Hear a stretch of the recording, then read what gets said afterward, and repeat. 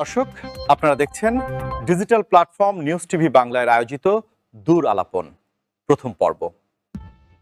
আজ আমাদের স্টুডিওতে যুক্ত হয়েছেন ঝিনাইগাতী উপজেলা বিএনপির যুগ্ম আহ্বায়ক অবসরপ্রাপ্ত মেজর জনাব মোহাম্মদ মাহমুদুল হাসান। আসন্ন ত্রয়োদশ জাতীয় সংসদ নির্বাচন 2026 গত বুধবার 28 জানুয়ারি বেলা 2:30টার দিকে শেরপুর 3 আসনের জন্য সরকারি উদ্যোগে ঝিনাইগাতী মিনি স্টেডিয়াম মাঠে নির্বাচনী ইশতেহার পাঠ অনুষ্ঠিত হয়। অভিযোগ উঠেছে যে জামায়াতে ইসলামীর সমর্থকরা বিএনপি নেতাকর্মীদের বসতে না দিয়ে আগেই চেয়ারগুলো দখল করে নিয়েছিল। স্থানীয় প্রশাসনে তাদেরকে অর্ধেক চেয়ার ছেড়ে দিতে বলার পরও জামায়াত ইসলামীর সমর্থকরা রাজি হননি। এই ঘটনাকে কেন্দ্র করে দুই পক্ষের মধ্যে বাকবিতণ্ডা শুরু হয়, যা আকস্মিক চরম উত্তেজনার এক মুহূর্তে অনাকাঙ্ক্ষিত সংঘর্ষে রূপ নেয়। জামায়াত ইসলামীর একজন নিহত এবং উভয় পক্ষের প্রায় 50 জন নেতাকর্মী আহত হয়েছেন। ঘটনার সত্যতা ও বিস্তারিত জানতে আমরা আমাদের স্টুডিও অতিথির সাথে কথা বলবো।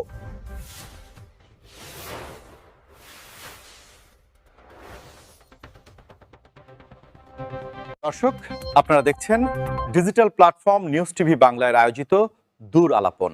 আজ আমাদের স্টুডিওতে যুক্ত হয়েছেন ঝিনাইগাতী উপজেলা বিএনপির যুগ্ম আহ্বায়ক অবসরপ্রাপ্ত মেজর জনাব মোহাম্মদ মাহমুদুল হাসান। আমি অবসরপ্রাপ্ত মেজর মোহাম্মদ মাহমুদুল হাসান, যুগ্ম আহ্বায়ক, বাংলাদেশ জাতীয়তাবাদী দল বিএনপি ঝিনাইগাতী উপজেলা শাখা শেরপুর। আসন্ন ত্রয়োদশ জাতীয় সংসদ নির্বাচন উপলক্ষে ঝিনাইগাতী উপজেলা প্রশাসন কর্তৃক আয়োজিত নির্বাচনী ইশতেহারের জন্য ঝিনাইগাতী উপজেলার মিনি স্টেডিয়াম মাঠকে নির্ধারিত করা হয়। সেই মাঠে সামেনার টানানোর পর যে আসনগুলো নির্ধারিত করে রাখা হয়েছিল আনুমানিক 300, এই 300 আসনের মধ্যে আমরা জানতে পারি সেদিন অনুষ্ঠানের সময় ছিল হলো দুপুর 2:30টা, কিন্তু জামাত সমর্থিত প্রার্থীর পক্ষ থেকে যে লোকজনগুলা 1000 থেকে 1500 লোক এসেছেন, তাদের মধ্যে সবাই এই প্রায় 300 আসনকেই তারা দখলে নিয়ে রাখে। তারপর আমাদের ঝিনাইগাতী উপজেলার সিনিয়র নেতৃবৃন্দ, বিশেষ করে ঝিনাইগাতী উপজেলার আহ্বায়ক শাহজাহান আকন্দ স্যার এবং সদস্য সচিব সহ যুগ্ম আহ্বায়ক এবং অন্যান্য নেতৃবৃন্দরা এবং আমি স্বয়ং ওই উপজেলা যুগ্ম আহ্বায়ক, আমিও সেখানে উপস্থিত হই। কোনো আসন না থাকায় আমরা অনেকক্ষণ দাঁড়িয়ে থাকি এবং এটার কোনো সুরাহা হয় না। তার পরবর্তীতে আমাদের সদস্য সচিব উপজেলা প্রশাসনের ইউনোকে টেলিফোন করে এই সমস্যার সমাধানের কথা বলেন। উনি বলেন আমি আসতেছি। উনি আস্তে আস্তে প্রায় 2:30টা ক্রস করে চলে যায়। তো উনি প্রশাসনের পক্ষ থেকে উনি আসার পরে উনি সবার উদ্দেশ্যে কথা বললেন, কিন্তু সরাসরি উনি চেয়ার ছেড়ে দেওয়ার জন্য নির্দেশনা প্রদান করেন নাই। এই দায়িত্ব উপজেলার জামায়াতের আমিরকে দেওয়া হয়। উনিও একটা সংক্ষিপ্ত বক্তব্য রাখলেন, উনিও এটা সুরাহা দেন নাই। পরবর্তীতে জামায়াতের প্রার্থী আমাদের নুরুজ্জামান বাদল ভাই আসেন এবং উনি এসে সামনের দিকে দুই সারি চেয়ার ফাঁকা করতে বলেন।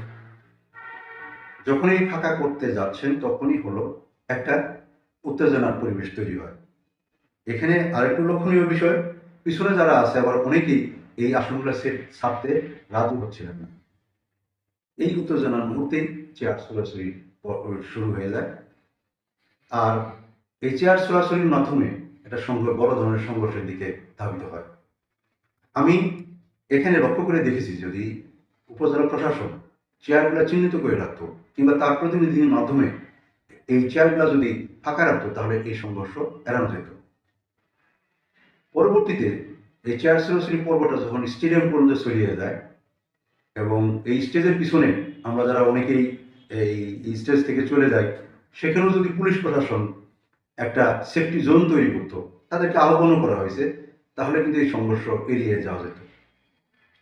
এখানে আরেকটি বিষয়, যে এই সংঘর্ষটা এমনই মাত্রা বেড়ে যায় যে তৎক্ষণাৎ আমাদের হলো আনুমানিক 40 জন নেতাকর্মী হলো আহত হয় এবং আমিও নিজেও ব্যক্তিগতভাবে আহত হই। বিশেষ করে আমি আঙুলে ব্যথা পাই এবং সেটা এক্সরে পর্যন্ত করতে হয়েছে। তো এখন এখানে যদি স্টেডিয়াম পর্যন্তই যদি এই সংঘর্ষটা থেমে যেত, তাহলে এই বড় ধরনের সংঘাতের দিকে যেত না। কিন্তু এই সংঘর্ষের সূত্রপাত স্টেডিয়াম ছাড়িয়ে এবং উপজেলা প্রশাসন থেকে শুরু করে আমাদের বাজার থেকে শুরু করে পুরা এলাকা ছড়িয়ে যায়। রক্তক্ষয়ী সংঘর্ষের পর জামাত কর্মীরা যদি রানটিয়া হয়ে শ্রীমতি চলে যেতেন, কিংবা গার্লস স্কুলের রোড ধরে বাঁকাকুড়া হয়ে শ্রীমতি চলে যেতেন, তাহলে এই সংঘর্ষটা আর দীর্ঘায়িত হতো না। কিন্তু লক্ষ্য করা যায় জামাত কর্মীরা তথা দাঁড়িপাল্লার প্রার্থীও এই সংঘর্ষের সূত্রপাত যেখানে হয়েছে স্টেডিয়াম থেকে 1 কিলোমিটার দূরে থানা স্বাস্থ্য কমপ্লেক্স, যেখানে হলো আমাদের প্রায় অর্ধশত নেতাকর্মী আহত অবস্থায় ভর্তি হয়েছেন, যেখানে হলো তাদের পরিবারের সদস্যরা নেতাকর্মীরা ওখানে আছেন, এবং এই রাস্তার মাঝখানে হলো আমাদের পার্টি অফিস। এই পার্টি অফিসকে ক্রস করে বা এই রুট দিয়ে ওনারা যেতে চাচ্ছেন। তো আমরা আমাদের পক্ষ থেকে যেটা বলেছি যে এই রক্তাক্ত পথ দিয়ে এবং পার্টি অফিস ক্রস করে যেতে হবে এবং থানা স্বাস্থ্য কমপ্লেক্স ক্রস করে যেতে হবে এই রোডকে ফলো না করার জন্য। কিন্তু তারা বলতেছিলেন যে আমরা এই রোডটি ফলো করব, বিধায় এই সংঘর্ষ মুহুর্মুহু সংঘর্ষ চলতে থাকে। এমন সংঘর্ষ চলতে থাকে যে আমাদের পার্টি অফিস পর্যন্ত হলো তারা হামলা করে এবং পুড়িয়ে দেওয়ার উদ্যত পর্যন্ত হয়। তা আমরা আমাদের মতো করে চেষ্টা করেছি এটাকে টেকেল দেওয়ার জন্য, কিন্তু তারা যদি ওই রুটগুলো ফলো করে চলে যেতেন, তাহলে এই সংঘর্ষটা এত বড় একটা খারাপের দিকে যেত না। পরিস্থিতি মোকাবেলায় আমাদের ঝিনাইদহ উপজেলা প্রশাসন এবং উপজেলা পুলিশ প্রশাসন, বাংলাদেশ সেনাবাহিনী, আমাদের জেলা এবং স্থানীয় বিএনপি নেতৃবৃন্দ এবং আমি স্বয়ং উপস্থিত থেকে এই সমস্যা সমাধানের জন্য চেষ্টা করি। মানে বিকল্প পথ ব্যবহারের জন্য বিএনপির পক্ষ থেকে আমরা জামাত কর্মী কিংবা তার যে দাঁড়িপাল্লার প্রার্থী আছেন বাদল ভাইকে বিনীত অনুরোধ করি, তারা কোনো অবস্থাতে বিকল্প পথ ব্যবহারের জন্য অস্বীকৃতি জানান। এখানে লক্ষণীয় বিষয় যে সন্ধ্যাকালীন বা সন্ধ্যা যখন শুরু হয় সেই সময়টাতে আবার জামাতের পক্ষ থেকে হলো লাঠিসোঁটা পাথর দিয়ে হলো আমাদের উপরে আক্রমণ করে এবং পার্টি অফিস পর্যন্ত এই আক্রমণ ছড়িয়ে পড়ে। তো কোনো অবস্থায় যখন মীমাংসা না হয় এই সংঘর্ষের কোনো একটা সময় আমি মনে করি যে আমাদের জামাতের যে শ্রীবর্তী উপজেলার জেনারেল সেক্রেটারি মাওলানা রেজাউল করিম ভাই নিহত হন। আমি তার আত্মার মাগফিরাত কামনা করি। কোনো মৃত্যুই কাম্য নয়। আমি এই মৃত্যুতে গভীর শোক প্রকাশ করছি এবং সমবেদনা জানাচ্ছি, এবং আমি আশা করব ভবিষ্যতে যাতে এই ধরনের অনাকাঙ্ক্ষিত ঘটনা না হয় তার জন্য দুই দলই একটি গুরুত্বপূর্ণ ভূমিকা পালন করবে। আমি ব্যক্তিগতভাবে মনে করি ওই ঘটনার ওখানে জামাতের প্রার্থী নুরুজ্জামান বাদল ভাই উপস্থিত ছিলেন। চেয়ার চুরাচুরিটা যদি সামিয়ানা পর্যন্তই কাট অফ 1 হিসেবে শেষ হয়ে যেত তাহলে আলহামদুলিল্লাহ, কিন্তু এটা কাট অফ 2 পয়েন্ট যদি আমি স্টেডিয়াম পর্যন্ত বলি সেটাও কিন্তু একটা ভালো ছিল, কিন্তু সেটা কাট অফ 2 ক্রস করে যখন ওনারা বীরত্ব প্রকাশের জন্য এই ঝিনাইগাতি শেরপুর রাস্তাকে ব্যবহারের জন্য উদ্যত হলেন, তখনই কিন্তু পরিস্থিতি আরো ভয়ানক আকার ধারণ করল। এই পরিস্থিতির জন্য যে পরিবেশটা এখন এই নির্বাচনী মাঠে তৈরি হয়েছে, আমি চাই এটার একটা সুন্দর পরিবেশ বিরাজ করুক। আমরা বহু বছর পর একটা নির্বাচনের পরিবেশ পেয়েছি। আমরা শান্তিপূর্ণভাবে ভোট দিতে চাই, আমরা এই পরিবেশ বজায় রাখতে চাই।